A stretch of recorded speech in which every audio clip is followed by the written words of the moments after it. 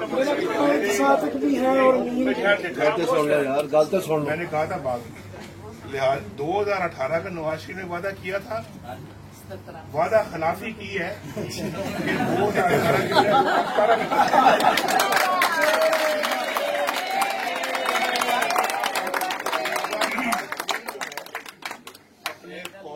वादे तो पूरे नहीं होते